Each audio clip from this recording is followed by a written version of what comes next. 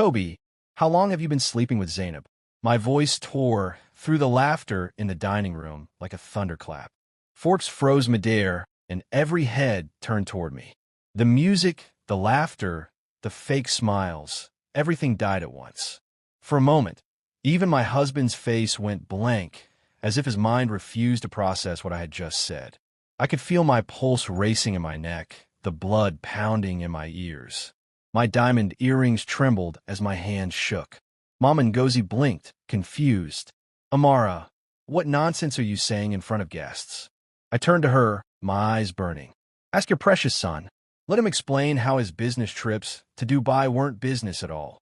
The guests, friends, family, investors, shifted uncomfortably. Toby's jaw clenched. His eyes, dark and cold, met mine with that familiar arrogance.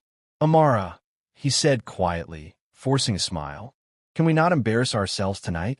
This is my company's anniversary dinner. I slammed my hand on the table, and the crystal glasses rattled. Embarrass ourselves?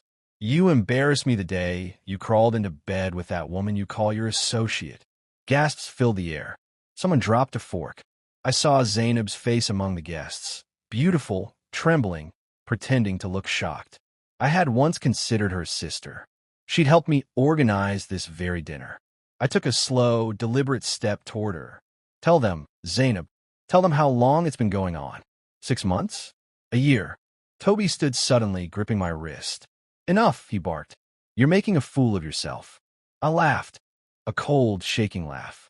No, Toby, I've been the fool for too long. But not tonight. The silence was suffocating. The chandelier's light caught the tears threatening to fall from my lashes. I turned toward the crowd. Everyone here knows me as Amara Okie, the billionaire who built Amani Cosmetics from scratch, the woman who gives to charity and smiles for the cameras. But tonight, I'm just a wife who discovered that her husband has been sleeping with her best friend. A woman gasped.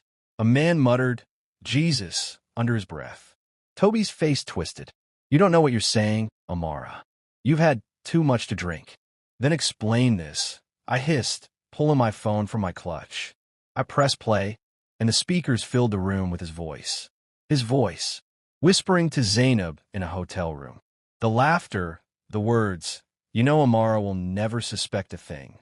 The sound cut through the air like a knife. Toby lunged for the phone, but I stepped back, shaking. You see, even when I was funding your company, paying your staff, and cleaning up your debts, you were betraying me.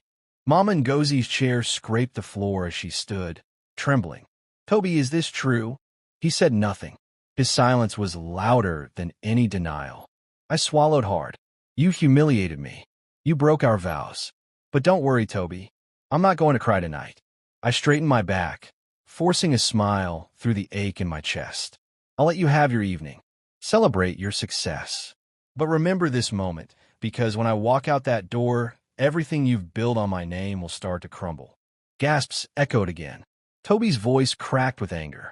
Are you threatening me? No, I whispered, leaning close enough for only him to hear. I'm promising you. And with that, I picked up my clutch, turned on my heels, and walked out of the mansion. The warm Lagos night hit my face like freedom and pain all at once. I could still hear the murmurs inside. Mama Ngozi's voice raised, Zainab crying fake tears. I got into my car, gripping the steering wheel, trembling. The betrayal burned through my veins like acid. I wanted to scream, to disappear, to make them feel what I felt. As I drove away, my phone buzzed with a message from an unknown number. You weren't supposed to find out like this. My breath caught in my throat. I pulled over, my heart pounding. Who was this? Zainab? Toby? Or someone else? I didn't know it yet, but that message would change everything. What would you do if your husband betrayed you like this? Hit like if you've ever felt that kind of heartbreak, and comment below where you're watching from. Don't forget to like, subscribe, and turn on notifications for more gripping stories like this. What do you think happens next? Comment below. I didn't sleep that night. I just sat on the edge of my bed, staring at the wall, feeling like a stranger in my own mansion. The clock ticked endlessly. My makeup had dried into streaks down my face, but I didn't care. Everything I'd built, my marriage, my business, my reputation, suddenly felt like a house made of glass, one hard truth away from shattering completely. Adora, my housemaid, quietly entered the room. She hesitated by the door. Mama Amara, should I bring tea? Her voice was soft, almost scared. I nodded weakly. Yes, please. When she returned, she set the tray beside me and whispered, Madam, I heard what happened downstairs. God will fight for you. I smiled sadly. Adora, God doesn't fight for people who keep pretending not to see. She looked at me with pity, but I couldn't stand her eyes on me. I turned away. When she left, I unlocked my phone again, scrolling through the text that had kept me awake all night. You weren't supposed to find out like this. I typed back with shaking fingers. Who are you? No response. I tried calling Zainab. Straight to voicemail. I laughed bitterly. Of course. The woman who toasted me as her sister was probably in my husband's arms now, comforting him about his crazy wife. The pain came in waves: anger, disbelief, humiliation. But beneath all that, something colder was forming. Something sharper. Revenge. I went into the walk-in closet, staring at the rows of designer dresses, the jewelry, the shoes. They all looked meaningless now. I used to think success would protect me from pain, that being a billionaire wife made me untouchable. But tonight, I felt smaller than I had ever been. As the morning light crept through the curtains, I made a decision. I wouldn't let them destroy me quietly. By noon, social media was buzzing with whispers. Someone had leaked a short clip of last night's confrontation. The sound of my voice shouting Toby's name echoed across every gossip blog in Lagos. Headline screamed, Billionaire wife exposes husband's cheating at gala dinner. Okoye empire in turmoil. My PR team called nonstop, begging me to make a statement. But I didn't answer. Let them talk. Let the world see his shame. Then the doorbell rang. I opened it to find Mama Ngozi standing there, her face tight with anger. She didn't even greet me. She barged in like she owned the place. Amara, what nonsense did you pull last night? She snapped. You disgraced my son in front of the whole city. I crossed my arms. Your son disgraced me the day he betrayed our marriage. She pointed a trembling finger at me. You think money gives you the right to humiliate him? He's still your husband. I laughed softly. A husband who lies, cheats, and spends my money on another woman? You should be thanking me for not throwing him out last year when he first started business trips. Her face darkened. Be careful, Amara. The Okoye name is powerful. Don't make enemies you can't handle. Enemies? I stepped closer, my voice low. I married one. She gasped. How dare you speak to me like that? Because I've been silent for too long, I snapped. You raise a liar, Mama Ngozi, and I'm done covering for him. She turned to leave, muttering under her breath. But before she reached the door, she said something that made my blood run cold. Maybe if you were a real wife, not too busy running a company, my son wouldn't have needed another woman. The slap I gave her echoed through the marble hallway. She stared at me in shock, clutching her cheek. I didn't flinch. Get out of my house, I said quietly. She hissed and stormed out, vowing that I'd regret it. When the door closed, I fell to the floor, shaking. I didn't even realize I was crying until Adora came running and wrapped her arms around me. Madam, you can't let them break you, she whispered. But I was already breaking, just not the way she thought. Something inside me was hardening, turning cold and deliberate. Later that evening, I went through Toby's study, searching for clues. That's when I found it. A hidden folder in his drawer, full of documents I'd never seen before. Property deeds, offshore accounts, even fake signatures, my signature. It hit me like lightning. He wasn't just cheating on me. He was stealing from me. And suddenly, everything made sense. The secret meetings, the fake business trips, the way he pushed me to merge my company with his. This wasn't just betrayal of the heart. It was betrayal of everything I'd worked for. My hands trembled as I looked at the papers. Oh, Toby, I whispered. You took my love and my money. But I'll take your peace. I turned to the window, watching the city lights shimmer over Lekki. He thought I was the fool. But soon, he would learn Amara Okoye doesn't break. She plans, and she always wins. For 3 days, I didn't leave the house. The mansion felt empty, not of furniture or light, but of peace. Everywhere I looked, I saw ghosts of my old life. Wedding pictures, anniversary gifts, his cologne still lingering in the hallway. I wanted to burn it all. Instead, I stayed quiet, because silence, I realized, made people nervous. It made them careless. Toby hadn't come home since the dinner. I saw him on TV once, giving a smug interview, pretending everything was fine, saying I'd had a mental breakdown. He called me unstable. Imagine that. The man who stole my money, slept with my best friend, and lied to my face, now painting me as the villain.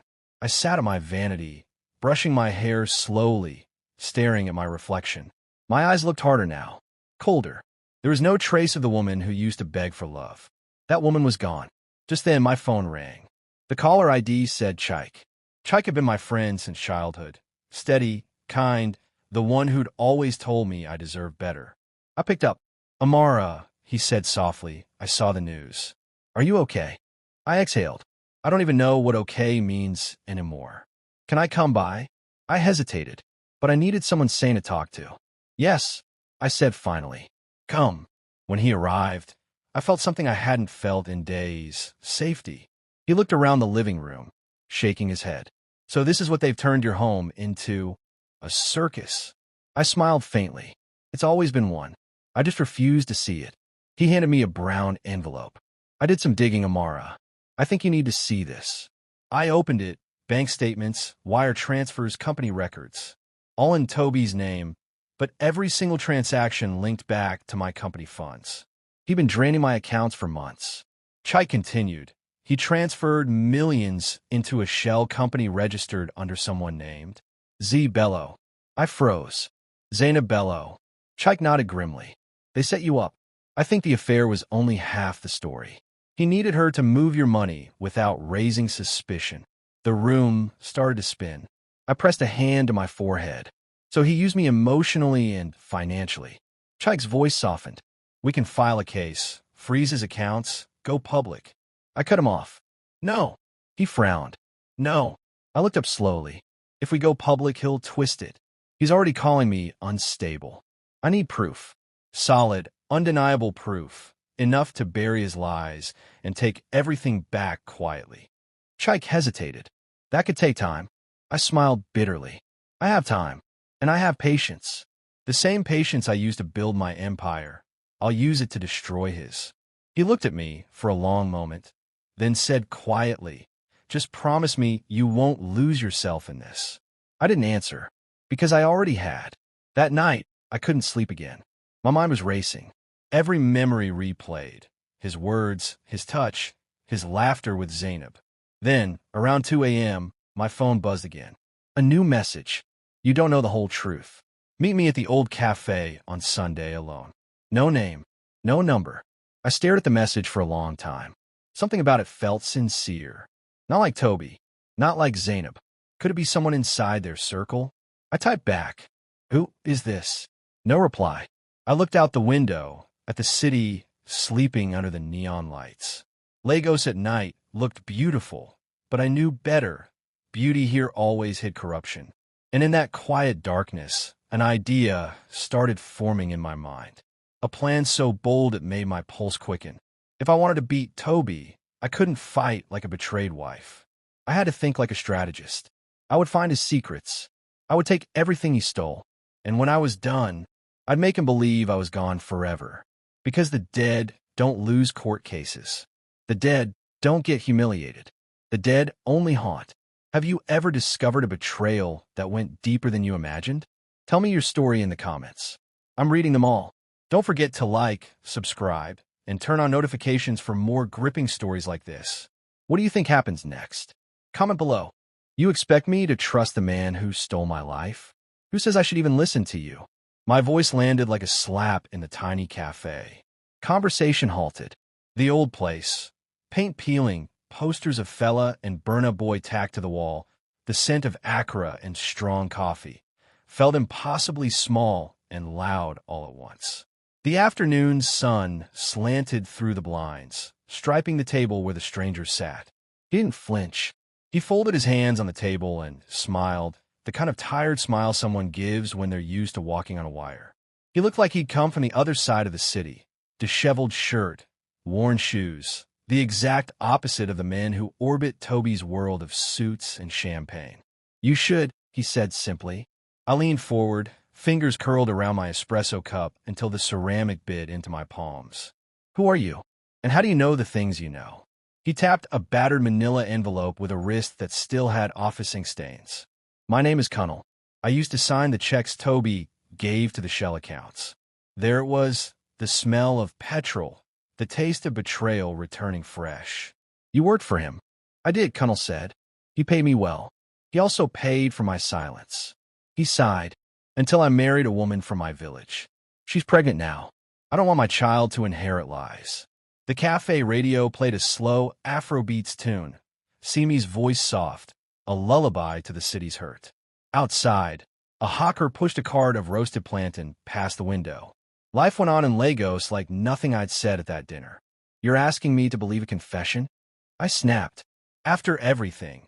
After the scandal, the leaks, the money disappearing, Cunnell's fingers brushed the envelope. Believe the paper. Or don't. But I can show you one thing that will make him stop smiling at cameras. He slid the envelope across the table. Inside, neatly stacked, were printouts, transaction trails, photos of meetings in ports and warehouses, documents with forged signatures in my handwriting. Names I'd never seen tied to companies I'd never heard of.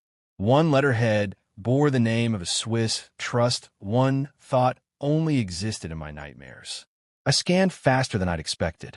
Each line was a theft I'd never suspected, a slow siphon from my company accounts into the hands of men who lived offshore and drank champagne bought with my toil. Zainab's name appeared in memos as a liaison.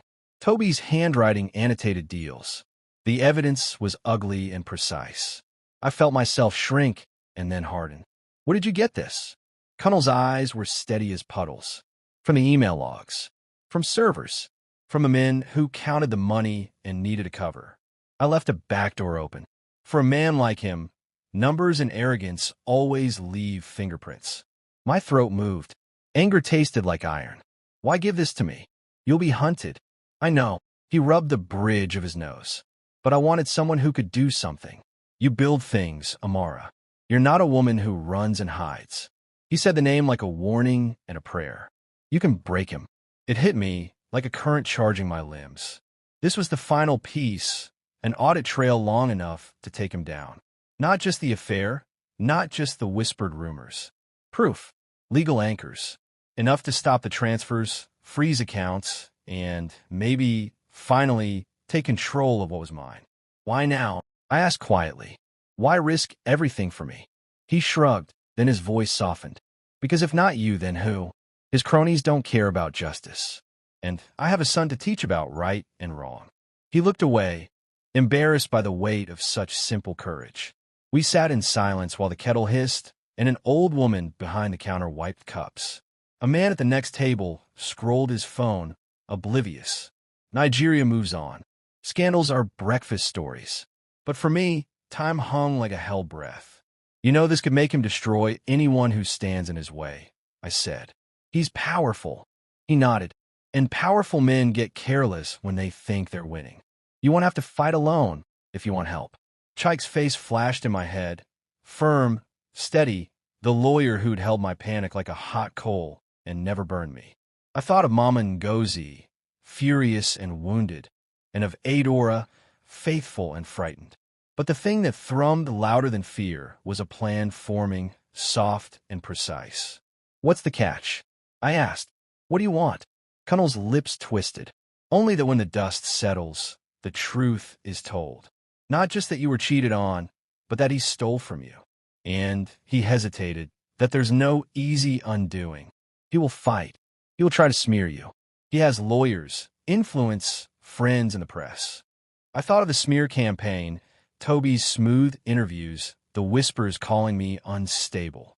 I thought of the way the world had already chosen him because he grinned well for cameras. So we need more than paper, I murmured. We need strategy. We need to starve him of his story. Cunnell slid one last thing from inside his coat. A small flash drive, taped and labeled in a child's block letters, Toby Files. My fingers closed on it like a lifeline. I should have been elated. Instead, A hollow bell began to toll inside me. My mind tapped the same dark note. If I hit him too hard, he would rise like a wounded snake. If I moved too slow, he'd finish the transfer that evening that would make him sole owner of the last subsidiary he needed. If I moved too fast, I'd play into the kind of hysteria they would paint across headlines. "What do you expect me to do with this?" I asked. Cunnell's gaze was mercilessly honest. "You use it, quietly, legally if you can, publicly if you must. But use it, and be ready, because he won't go down without a war." A war. The word landed in my chest, heavy and hot. The image of my life, company, staff, my name on products sold across the continent, flickered like a candle in wind. I thought of all the late nights, the markets where I first tested sample creams, the Alaba markets where I negotiated with suppliers, the little kiosks that sold my soap with pride. I had built a country-sized dream, and a man who loved the luxuries more than the work had tried to steal it. Outside, the laughter of children echoed through the street. A boda zipped past, honking. Lagos was alive and brutal and honest in ways I both loved and hated. "Listen to me, Amara," Cunnell said softly. "If you want to take him down, you need to be something he doesn't expect. He thinks you'll fight like a lady scorned. Be smarter. Be colder. Turn his arrogance into the very trap he walks into." I swallowed. I could taste the salt of tears that were not yet shed. I knew then that this meeting was the hinge. Cunnell had given me the last puzzle piece. The rest would be strategy, patience, and a kind of performance he'd never predict. I slid the flash drive into my clutch without looking. "I have to move fast," I said. He nodded. "Tonight, at midnight, he plans to sign the final transfer for the Ikoyi property, your last holdout. If that happens, he'll control every legal avenue in his favor. Freeze them before that. If you have the will, you have the means." My breath caught. Midnight. The words stared at me like a countdown. A decision had to be made in hours. As I stood to leave, Cunnell's voice stopped me. "One more thing," he said. "There are people in his circle who will betray him if they think they can save themselves. Keep your circle small. Trust Chike." I nodded. I already had. Outside the cafe, the sun dipped lower, the sky bruised purple. I walked back toward Lekki with the flash drive heavy against my hip, the city's pulse syncing with mine. Every billboard, every neon sign, every blare of traffic felt like a drumbeat to the plan forming in my head. And then my phone buzzed. A text from an unknown number. "You should be careful tonight. They will try to lock you out of Amani if you're not careful." My chest tightened like a fist. Someone was watching. Someone who wanted me to know. Someone who wanted to warn me. Or someone who wanted to frighten me. I looked up at the skyline, tall glass towers glittering like false stars, and felt the electric sting of the cliff we were all teetering on. This was no longer about heartbreak. It was not even only about money. It was about survival. Freeze every single one of his accounts. Tonight, my voice echoed off Chike's office walls, sharp and certain. It was late, close to midnight, but the fluorescent lights still burned bright over the stacks of files on his desk.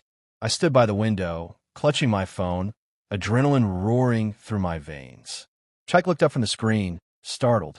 "Amara, that's not how this works." "Then make it work," I snapped. "You said yourself, I still hold joint ownership of Amani Holdings. That means I have the legal right to freeze any account tied to the company." He exhaled, rubbing his temples. "You're right, but you need court authorization, an injunction, not emotion. We can't do that in the next hour." I leaned forward. "Chike, listen to me. He's signing the Ikoyi property transfer tonight.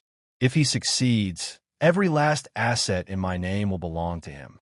Every signature will be forged, but legal by morning." The clock ticked 11:14 p.m. The seconds sounded louder than my heartbeat. Chike stood, pushing aside his chair. "All right, there's one thing we can do. It's risky, but if we log into the corporate control portal and change the authentication key before he does, he'll be locked out until the system resets at dawn." A slow smile crept across my face. "Then that's what we'll do." The next hour was a blur of keystrokes, phone calls, and whispered calculations. Chike's fingers danced over the keyboard like a pianist at war. I stood beside him, clutching the flash drive Cunnell had given me like a weapon. "Plug in," he said. When I did, A torrent of data flashed across the screen. Transaction logs, company seals, digital footprints. Chaik's eyes widened. Where did you get all this? A man who decided he didn't want to be a criminal anymore, I said simply.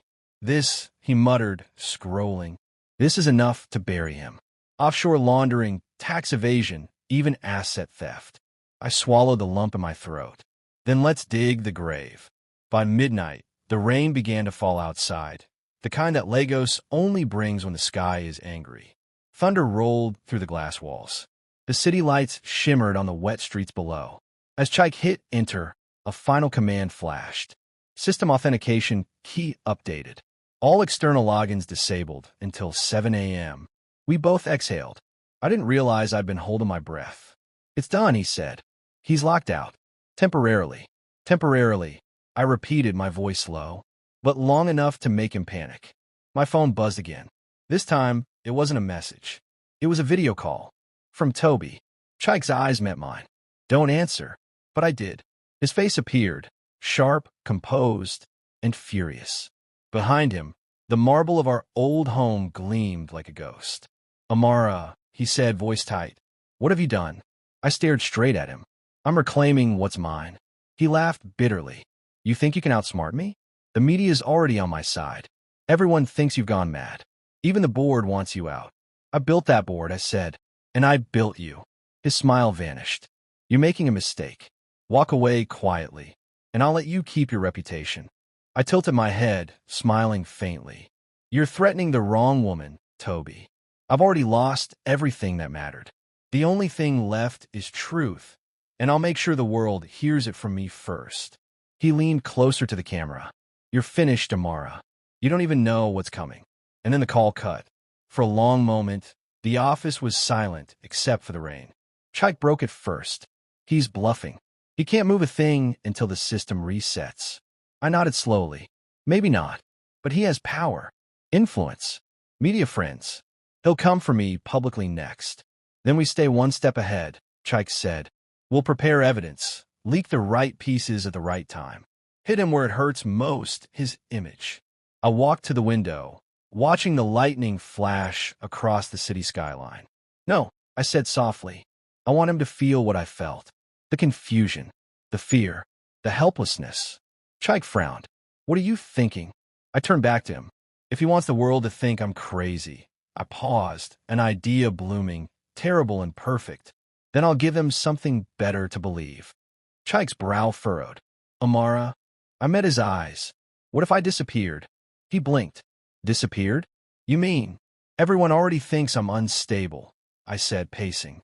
If I vanish, the story becomes bigger than him. He'll panic. He'll slip. And when he does, I'll be ready to expose every single lie. Chaik looked alarmed. Amara, that's extreme. So, is betrayal, I said quietly. I've lost my husband, my money, and my name. But if I fake my death, I control the narrative. I control him. The rain slammed harder against the windows. Chaik shook his head slowly. Do you understand what you're saying? If you do this, there's no going back. You'll be hunted. You'll lose everything. Your company, your public life, your friends. I already have, I whispered. For the first time in days, I felt calm. Cold, but calm. Chaik looked at me for a long moment, then said, If you're serious, you'll need help. People you can trust. Logistics. A place to hide. I know where to start, I said, thinking of Adora's cousin, the one who ran a private clinic on the mainland. Chaik sighed. You've gone from betrayed wife to war strategist in a week. I smiled faintly. That's what heartbreak does. It refines your vision.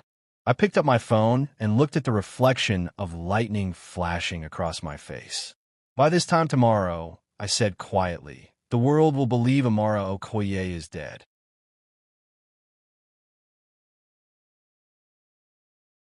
She's dead. Amara is dead. Those were the words that echoed across every TV screen, radio broadcast, and gossip blog in Lagos 2 days later. And I was there, very much alive, watching from a small, dimly lit room in the back of a private clinic on the mainland, the smell of disinfectant mixing with my trembling breath. I never imagined hearing my own death announced would feel this liberating. It all started 48 hours earlier. Chike stood in my living room, pacing with a file in hand. Amara, once we start, there's no undoing this. If something goes wrong, then it ends before it begins, I interrupted. But I've thought this through, Chike. If Toby wants my death to ruin me, then my death will destroy him. He sighed. All right, let's make sure your death looks real. The plan was brutal in its simplicity. A car crash on 3rd Mainland Bridge. A woman of my height, wearing one of my Ankara dresses. A vehicle registered in my name. And an accidental fire that made identification impossible. Adora, my lifelong friend, walked in then, her eyes already red. Amara, are you sure? Once the news breaks, even I'll have to pretend you're gone. I know, I said softly, gripping her hands. But you'll be my eyes. Keep close to him. Watch his moves. He'll slip when he thinks I'm not here to watch him. Adora nodded, tears streaming down her face. God help us. That night, the city slept under a warm drizzle. The kind of rain that blurred the edges of reality. We drove in silence, Chike, Adora, and me, in a plain Toyota sedan. The streets shimmered under the faint orange glow of streetlights. I sat in the back seat, staring at the reflections of moving cars.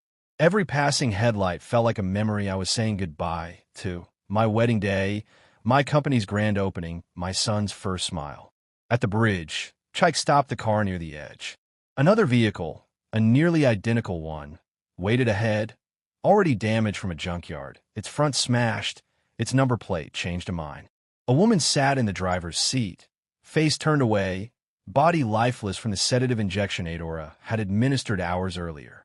Her name was Igioma, a woman who'd begged Adora for help, terminally ill, alone, and ready to die on her own terms. Her final wish was simple: make my death mean something. Adora whispered a prayer under her breath. May her soul rest in peace. I stood frozen as Chike poured a small trail of gasoline around the car. The rain had stopped. The night was painfully quiet. Then I took off my gold bracelet, the one Toby had given me on our wedding day, and dropped it inside. This, I whispered, is where Amara Okoye ends. A single spark, a burst of flame, and the car became a glowing coffin on the bridge. We drove away as the fire danced behind us, its reflection burning in my eyes. By dawn, my name was everywhere. Billionaire businesswoman Amara Okoye dies in tragic accident. Police confirm identity of victim in car fire. Heartbroken husband mourns wife's death.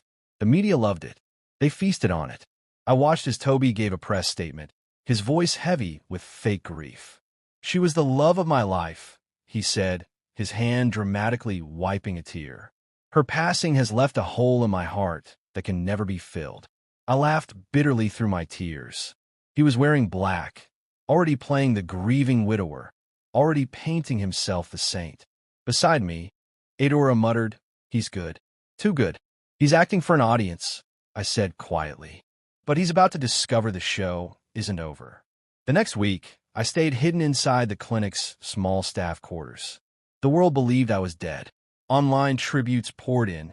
Colleagues, friends, even celebrities posted old photos and sentimental captions.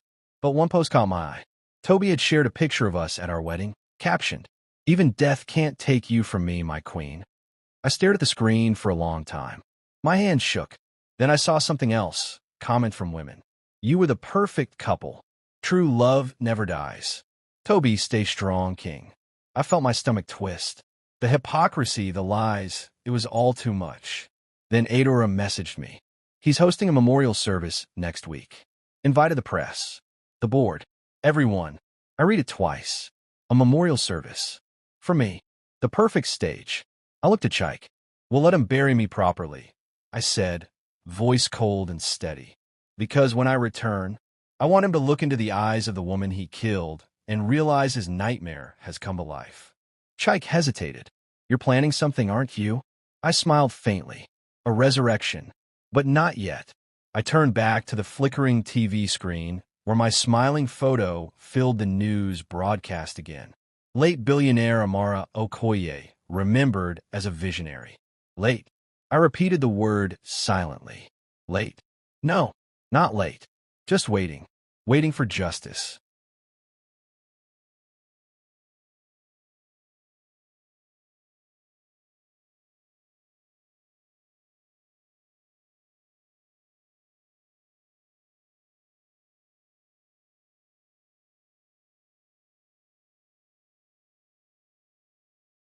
You have no right to call her your wife. You killed her.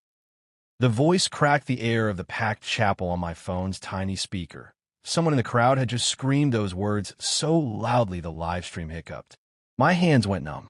I was alone in the clinic's back room, clutching the blanket around my knees, watching my own funeral like a ghost at a play. I couldn't move. The camera on the news feed panned over faces, suits, Gelly, Agbada, mascared eyes, then landed on Toby, who had gone pale as if he'd swallowed the entire ocean. Mama Ngozi's face was a storm of grief and fury, her eyes fixed on the podium where Toby struggled through his eulogy. The choir sang a hymn I used to hum while ironing encore dresses on slow afternoons. The sound tunneled into me and made my heart ache. This was the part one had not prepared for. Not the suits or the flowers or the flattery. Not the way the city would nod and whisper blessings and publish long, sanctimonious tributes. It was the echo of my absence and my son's voice that would pull at me like a chain. Kelechi. My heart belonged to him before it belonged to any company, pledge, or promise. I had kissed him goodbye the night we staged the crash, our palms pressed, his little fingers wrapped around my wedding ring until I gently pried it off and promised him, "I'll always be here." He had slept in his bed, not knowing his mother left to make him safe. I had left with the intention of returning to a life where my presence would haunt the man who tried to bury my name or secure a future where I would finally be enough to protect him. Yet every time the memorial cut to a clip of Kelechi, small, solemn in a black shirt at home, hosted by Mama Ngozi who had been allowed to visit him, a hot coal of guilt sat in my throat. Adora sent me videos every few hours of him asking where I was, of him pressing his ear to the radio, as if my voice itself might come from the static. My phone lay silent for long stretches because silence was the plan. Silence was my armor. But silence ate at me. The shouting at the chapel tremored into a brawl of accusations on social media. Hashtags, heated posts, women dragging Toby's name through every corner of Lagos digital market. The Lagos tabloids fed on the frenzy, headlines calling him a saint, others calling him a liar. My face, so recently posted as late and loving, was now a memorial banner. It should have been liberating. I had fooled them. I had given him my death. Instead, every RIP comment felt like salt in an open wound. At night, I would stand at the tiny clinic window and watch the Ikoyi skyline, my reflection overlaying the city lights, an unrecognized woman staring back.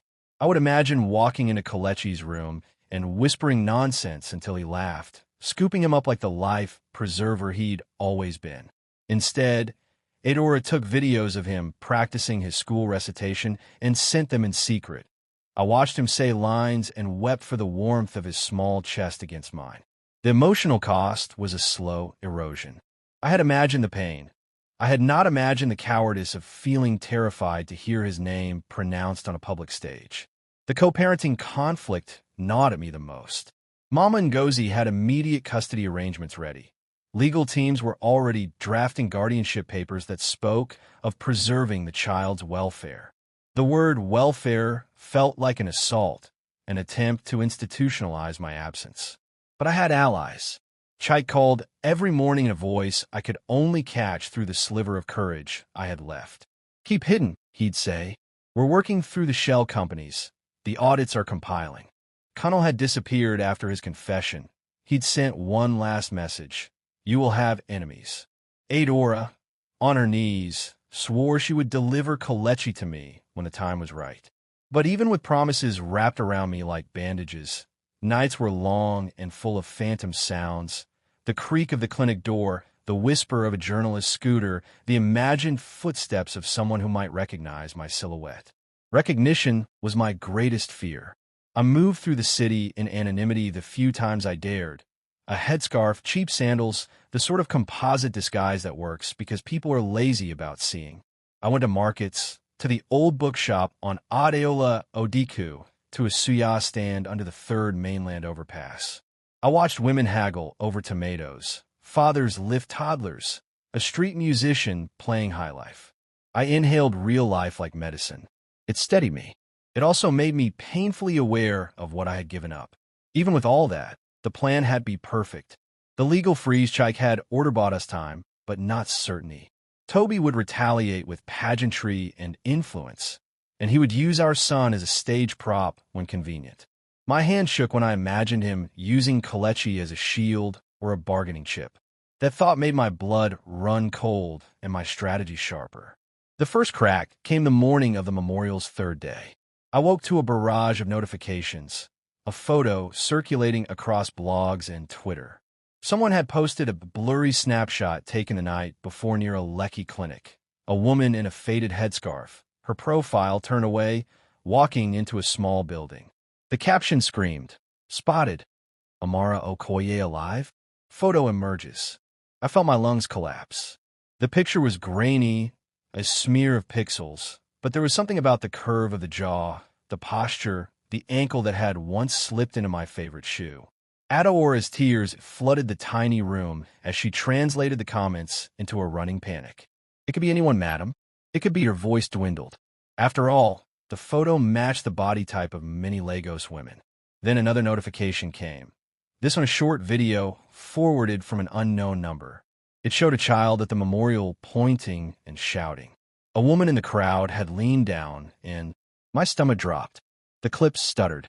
I rewound it until the image blurred with the tears in my eyes.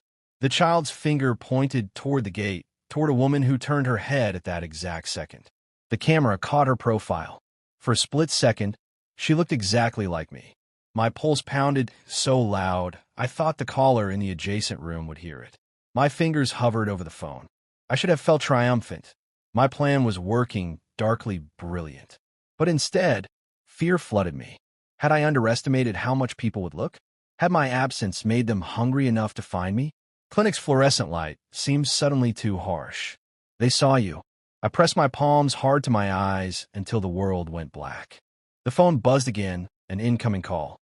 The number was unknown. My thumb trembled as I tapped to accept. A voice, low and unfamiliar, said, "You need to leave the clinic. Now." I didn't know whether to obey or to laugh. The world was closing in, fast, hungry, and bright.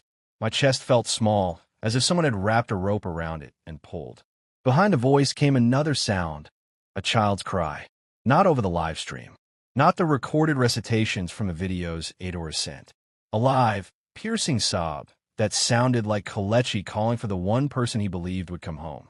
I sat frozen, the phone against my ear, the TV looping the memorial, the city humming beyond the window. The woman in the blurry photo had turned her head in the clip. She had a scar on her cheek that I recognized from an old market fight. A scar I knew only I and Adora shared the story of. Someone, somewhere, was connecting the dots. "Who is this?" I asked, voice too small. The caller's reply was a whisper that landed like a stone in my stomach. "It's someone who knows you're not as dead as you think." The call cut. My hand was shaking so badly I could barely breathe. Outside, the chapel bells tolled as if counting down. Inside, my phone lit up with direct messages, angry calls, and one final text from an unknown number with 3 words that made the "They saw you, Amara. Leave. Now." Those words pulsed on my screen like a curse. I sat frozen, my breath shallow, the dim clinic room spinning around me. The walls that had sheltered me for weeks suddenly felt too close, too watchful. Adora burst through the door seconds later, her wrapper barely tied. "Madam, they're saying you've been spotted near Suralier." I turned the phone toward her. She read the message and gasped, covering her mouth. "Who sent that?" she whispered. "I don't know," I said, forcing my mind to steady. "But whoever it is, they're right." Outside, thunder rolled over the city, and rain began to lash against the windows. Lagos was always loud, but that night, it sounded like the heavens themselves were warning me to run. We packed in silence, an overnight bag, cash, the hard drive of evidence against Toby, and one photo of Kelechi smiling at his 6th birthday party. I couldn't take much else. Chike called as we were leaving. Amara, he said, his voice tight. We got a problem. Someone from the financial unit leaked the audit trail. The story's spreading that you were embezzling funds before your death. Toby's lawyers are calling you a fugitive.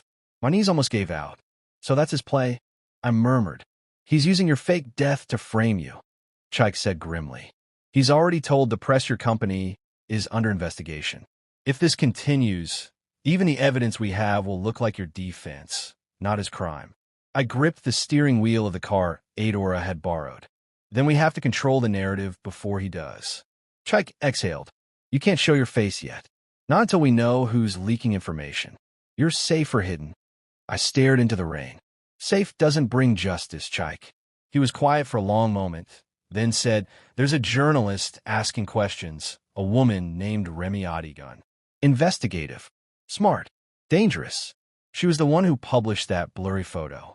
She's been following leads since your crash. My heart pounded. So she's close. Too close. She's not your ally, Amara.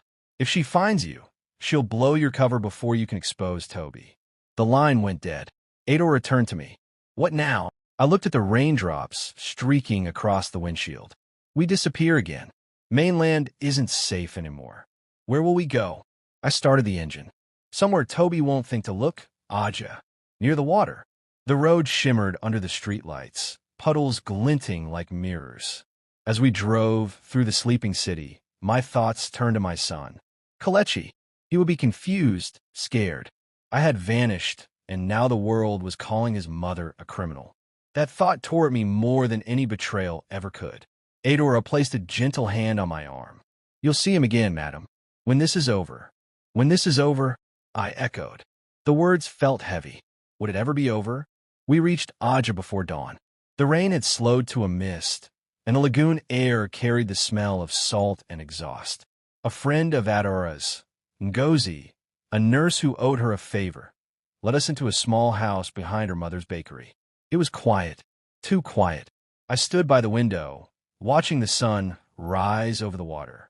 For the first time since my death, I felt the weight of isolation. I wasn't just invisible. I was erased. Adora brewed tea on a single-burner stove. You need rest, she said softly. Tomorrow we'll contact Chike again. Maybe he'll find something to clear your name. I nodded absently, but sleep wouldn't come, because deep down, I knew someone was already watching. By midday, I saw the first sign. A black SUV parked across from a bakery. No one came out, but the engine idled for nearly an hour. Then a man stepped out, pretending to buy puff-puff from the roadside vendor. His eyes swept the houses slowly, deliberately. Remy Adigan. I recognized her from a TV interview months ago, a journalist known for exposing corporate corruption and political scandals. She had sharp cheekbones, short braids, and eyes that missed nothing. Adora saw my expression. That's her. Yes, I whispered. She's close. Remy spoke briefly to the vendor, then to a young boy who pointed toward the bakery. My pulse raced. She's tracing me, I said. Adora panicked. Should we leave? No. Running now will confirm it's me, I said, thinking fast. We stay still. Let her think it's a dead end. But fate had other plans. As we turned to go back inside, a child, barefoot, maybe 10, ran past, clutching a folded newspaper. He shouted the headline before disappearing down the street. Exclusive, billionaire bride's secret bank transfers found. Husband declares her legacy tainted. My heart stopped. Toby had done it. He was rewriting history. My name was being dragged through the mud of headlines and hashtags. Remy looked up from her phone just as the boy's voice echoed. Our eyes met. Across the street, through the morning haze. She froze. Then her lips parted, and I saw the recognition spark in her face. I turned and bolted. Adora screamed my name as I ran through the narrow alley behind the bakery, the sound of my slippers slapping wet pavement. My heart thundered, my breath sharp and ragged. I didn't dare look back, but I heard footsteps, quick, certain, following me. At the corner, I ducked behind a wall, panting. The rain had started again, soft and relentless. Remy's voice called out, closer now. Amara, I know you're alive. My blood ran cold. "Listen to me," she shouted. "If you keep hiding, he'll win. I can help you, but not if you vanish again." Her voice was urgent, not cruel. But how could I trust her? She wanted a story. I wanted my life back. I stayed still, barely breathing, until her footsteps faded. Then I pulled out my phone and texted Chike. "They found me. I need to see Kalechi now." He replied 1 minute later. "You can't. Not yet. But I have something you must see." "What?" I typed. "Toby isn't acting alone." My thumb hovered over the screen. "Then who is?" "Someone very close to you. Someone who helped with the fake death." The world tilted. My fingers trembled as I typed back. "You mean Adora?" No reply. Just silence. Then I heard the front door creak open inside the bakery, and Adora's voice floated through the air, calm and almost rehearsed. "Madam," she said softly, "we need to talk."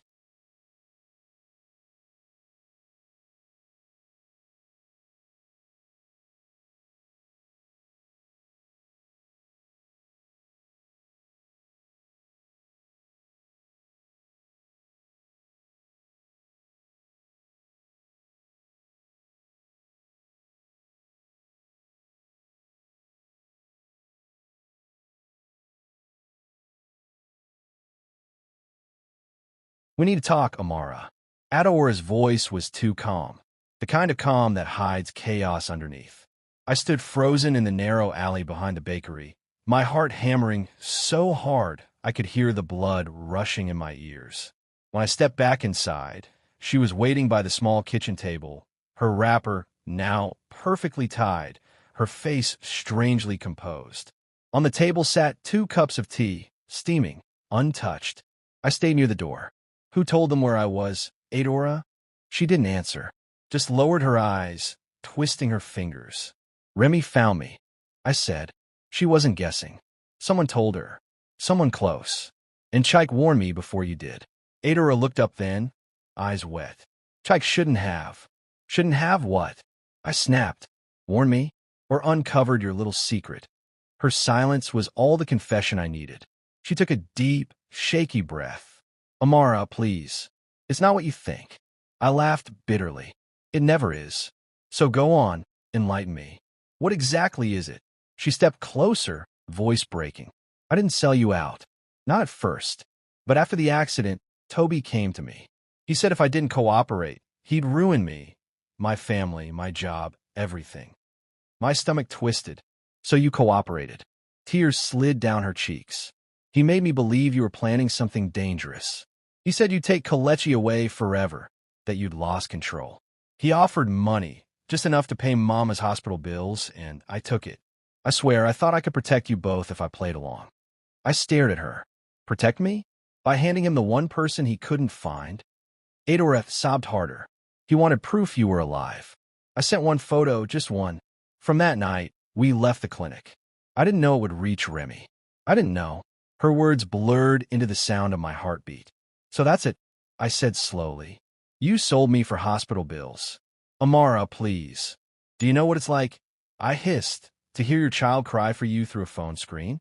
To see the man who betrayed you call himself a widower while you live like a ghost?" She sank to her knees. "I'm sorry. I made a mistake." I turned away, trembling. "No, Adora. You made a choice." The air between us was heavy. Too full of memories, too full of ghosts. Then my phone buzzed again. A message from Chike. Remy reached out. "She is proof that could destroy Toby completely. Meet her at the old Amani warehouse tonight. Midnight." I stared at the message. The warehouse, the same one where Toby had proposed turning my fashion business into a luxury export empire. The same one he'd secretly used for laundering money. Adora looked up at me through her tears. "You're not going to meet her, are you?" "I am," I said flatly. "And you're coming with me." She blinked. "Why?"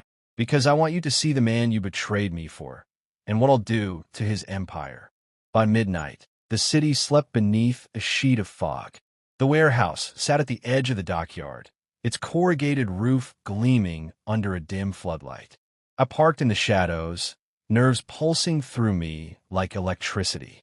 Adora trailed behind, her head bowed, whispering prayers under her breath. Inside, the air smelled of dust engine oil, and secrets. Then I saw her. Remy Adigun, tall, confident, camera bag slung over her shoulder. She turned as we entered, her expression unreadable. "Amara," she said softly, "you're even braver than the rumors say." "I'm not brave," I said. "Just tired." Remy nodded. "Understandable. But before you decide whether to trust me, you need to see this." She pulled out a flash drive and plugged it into her laptop. The screen flickered to life, showing a video, grainy security footage. Toby, sitting in a hotel room, laughing, counting money. Beside him sat another man, one of my former board members. And between them, a document titled Posthumous Transfer of Amani Holdings. My throat tightened. Remy fast-forwarded. "This was recorded 3 days after your death. He's already liquidated 2 of your offshore accounts. And look," she zoomed in on the screen. Toby's phone flashed briefly, showing an incoming call. From Adora. I turned slowly toward her. She froze. "It's not what you think. Stop saying that," I shouted. My voice echoed through the empty hall. "You worked with him even after the crash." "I thought he'd spare Kalechi," she cried. "He said he'd never let me see my son again if I didn't help." Remy glanced between us, uneasy. "I'm sorry, but this goes deeper than both of you. There's an entire web of people involved. Your husband isn't just greedy. He's laundering political funds. If we expose him, we bring down half his allies." I exhaled shakily. "Then let's burn it all." Remy nodded. "I'm with you. But we'll need a public confrontation, something no one can twist, something he can't silence." I smiled faintly. "Oh, I already have the perfect event." Adora looked up, terrified. "What do you mean?" "Toby's hosting a charity gala next week," I said, my voice steady now. "In my memory, he'll be surrounded by cameras, donors, and the same media he's been manipulating." Remy's eyes widened. "You want to confront him there? In front of everyone?" "Yes," I said. "I want the world to see the dead woman he betrayed, standing right in front of him." Remy hesitated. "That could be dangerous." I stepped closer, meeting her gaze. "He took my name, my company, my child. He buried me alive. Now I'll resurrect myself. Not for revenge, but for truth." Adora wept silently. "Amara, please, if you go there, he'll finally see me," I said, "and so will everyone else." I turned to leave. Rain started to fall again outside. Behind me, Adora called out through her tears. "What if he doesn't break? What if he wins again?" I paused in the doorway, my reflection shimmering in the puddle beneath the flickering light. "Then I'll remind him," I said quietly, "that ghosts don't die twice." Would you walk into your own memorial to expose your betrayer? Let me know where you're watching from. Don't forget to like, subscribe, and turn on notifications for more gripping African dramas like this. What do you think happens next? Comment below. The night of the gala smelled like rain and expensive lies. 1,000 fairy lights glittered over the Okoye mansion, and a giant banner above the gate read, "In loving memory of Amara Okoye, a woman of grace and generosity." I watched from inside a sleek black SUV parked across the street, dressed in a flowing white gown that shimmered faintly under the city lights. My hair was wrapped in gold Ankara silk, my face glowing with the calm of a woman who had already walked through fire. Inside, guests clinked glasses, whispering about the tragic loss of a queen. They had no idea the queen was sitting outside, waiting for her cue. Remy sat beside me, laptop open, camera drone ready. "Once you step inside, there's no going back," she said quietly. "The live stream will broadcast across every major network. You'll be everywhere within minutes." I smiled faintly. That's the point. The dead should have a say before they rest. Adora was in the back seat, her face pale, hands trembling. "He'll destroy you if you're not careful. He's unpredictable when he's cornered." I turned to her gently. "He already destroyed me once, Adora. Tonight, I reclaim what's mine." At exactly 8:45 p.m., the master of ceremonies called for silence. Toby stood at the podium, a picture of me projected behind him, the same photo from our wedding day. He sighed dramatically, eyes glistening with fake tears. "My beloved Amara was more than a wife," he said. "She was my partner, my heart, my inspiration. Tonight, we honor her memory by continuing her charity for widows and orphans. My hand clenched on a car door handle. I felt my pulse steady, the way it did before signing a multi-million-dollar contract. Remy gave me a nod. It's time. I stepped out into the drizzle, my heels clicking against the marble path. Guards turned, confused. Guests gasped as my reflection glided through the glass doors. And then I said it, loud enough for every camera, every guest, every soul in that hall to hear. Your beloved wife is not dead, Toby. She's standing right in front of you. The room exploded into chaos. Glasses shattered, women screamed, reporters lunged forward. Toby froze, his microphone dropping from his hand. He looked pale, his jaw slack, eyes wide with disbelief. Amara, I took another step forward. What's wrong, darling? You look like you've seen a ghost. Cameras flashed wildly as I climbed the stage. My heart raced, but my voice was calm, almost regal. You faked your grief beautifully, I said. But you didn't fake your greed. You forged my signature, emptied my accounts, and sold my company to your mistress. You even planned to marry her under the same roof we built together. Gasps rippled through the crowd. Toby stammered. This is madness. She's lying. I turned to the giant screen where Remy's feed was live.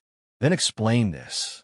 The projector flickered, showing the video of Toby in the hotel room, laughing, counting cash, signing documents labeled posthumous transfer of Amani Holdings. His voice echoed through the hall. Once this goes through, she'll be history for real. Every guest turned toward him. The whispers grew into a roar. Mama Ngozi stood up from the front table, her wrapper rustling as she pointed at him. Toby, what have you done? You brought shame upon this family. He lunged toward the laptop, shouting, Turn it off. But Remy's drone swooped in, red light blinking, filming everything. I stepped between him and the screen. You always want to control, Toby, even over death. But you forget, truth doesn't die when you bury it. He stopped, panting, sweat dripping down his temple. You ruined everything. No, I said softly. You did. Police sirens wailed in the distance. Remy's team had already sent copies of the footage to anti-fraud officials. The guests parted as uniformed officers entered, reading out his arrest warrant. Toby turned back to me, his face crumbling. You set me up. I shook my head. No, I set you free from the lies you built. He was handcuffed before he could respond. As the officers led him away, flashes from reporters' cameras painted the hall in bursts of white light. I felt tears prick my eyes, but I stood tall. Let the record show, I said, voice trembling but strong, that Amara Okiye did not die a victim. She lived to reclaim her name. After the chaos settled, I found a quiet corner near the gallery balcony. Remy joined me, smiling. You did it. He's finished. I looked down at the crowd. Guests whispering, police escorting Toby out, Mama Ngozi crying in her wrapper. I didn't do it for revenge, I said quietly. I did it for peace. Adora approached slowly, eyes swollen. Can you ever forgive me? I studied her face, weary, broken, but honest now. Yes, I said softly, because I need to start living again. And forgiveness is the only way. She wept, falling at my feet, whispering prayers of thanks. Weeks later, I stood in front of the newly reopened Amani Holdings building. My name gleamed in gold across the glass. Kelechi ran up the steps, laughing, his tiny hands outstretched. Mummy, you promised to take me to the beach. I laughed, lifting him in my arms. And I always keep my promises. Behind me, billboards displayed headlines. Billionaire bride returns from the dead. Husband arrested in corporate fraud scandal. The wind carried the scent of rain and redemption. I smiled at the sky. Some resurrections aren't miracles, I whispered. They're justice. When betrayal buries you alive, rise not for vengeance, but for truth. The strongest revenge is to live, rebuild, and let your peace become their punishment.